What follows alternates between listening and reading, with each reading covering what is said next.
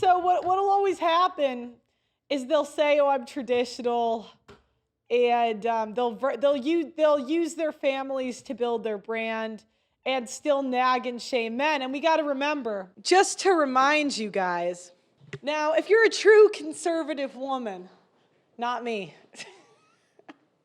But I'm just saying, like, if you truly are what you say you are, I would never think, I can aspire to live, to do the best I can, but I by no means am under the illusion that I am traditional, right? But this would be the natural order of the world if you fall under this viewpoint, right? God, man, women, children.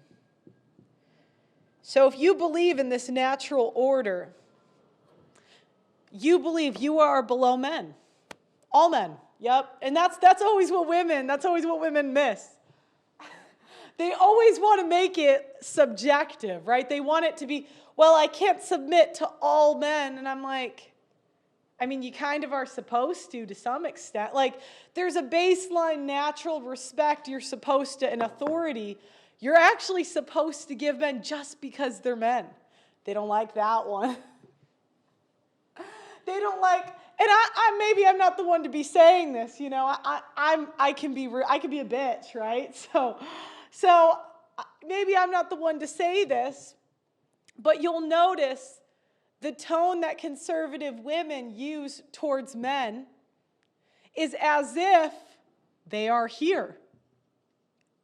As most of you know, I have been fighting on the front lines of the simp epidemic for years, but I need to tell you about a quiet weapon being ratcheted up against men that is rarely talked about. It's not just the relentless anti-masculinity propaganda and OnlyFans hoes causing the societal issues that we discuss on this show.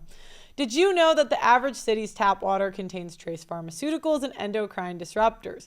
This often includes estrogen from birth control. The average adult consumes a credit card worth of plastic every single week. That's 5 grams of plastic a week on average. So it's no wonder that the average male's testosterone is half of what the average was 50 years ago. Testosterone levels decline 1% a year, and without a course correction, we are headed towards extinction.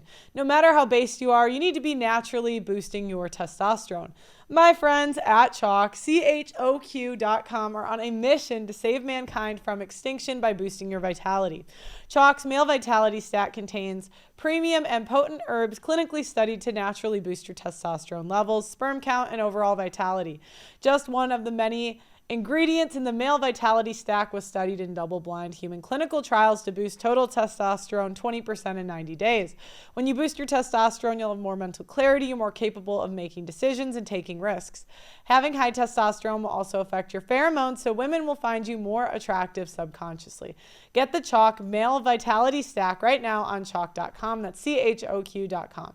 Use my name Pearl as your coupon code and you'll get 25% off site-wide on Chalk.com. That's CHOQ.com. My name Pearl is the discount code. Like, what authority do you have as a woman to say that these men hate women?